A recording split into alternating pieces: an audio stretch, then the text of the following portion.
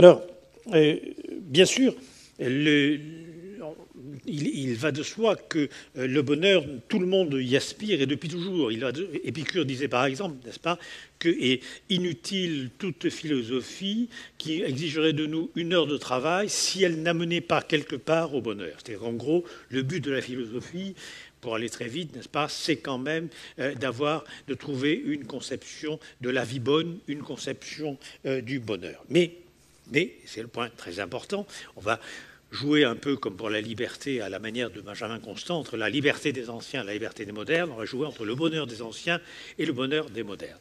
Il va de soi, si vous voulez, que la conception du bonheur chez les anciens, si vous prenez par exemple Aristote et la lettre à son fils, la lettre L'éthique à Nicomaque, vous constatez que le bonheur est inséparable de la liberté et de la liberté politique, et de la liberté du citoyen. On ne peut pas être un esclave heureux. Chez Aristote, c'est très clair, on ne peut pas être un esclave heureux, n'est-ce pas? Qu'est-ce que l'esclave, dit Aristote? C'est un instrument animé.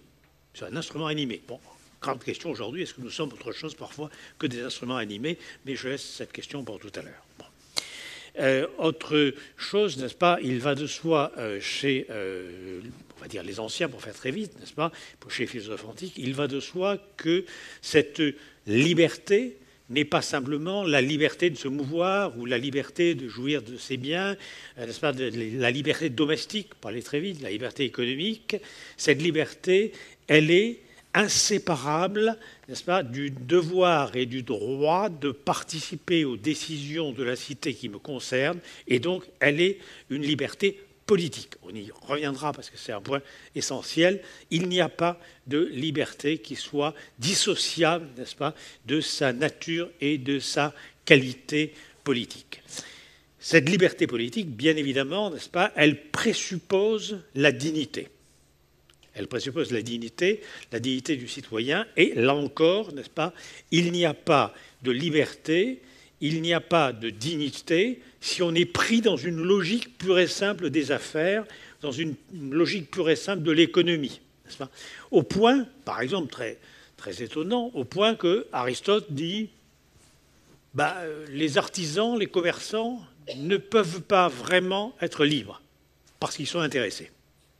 Et à partir du moment où ils sont intéressés, ils ne sont plus libres.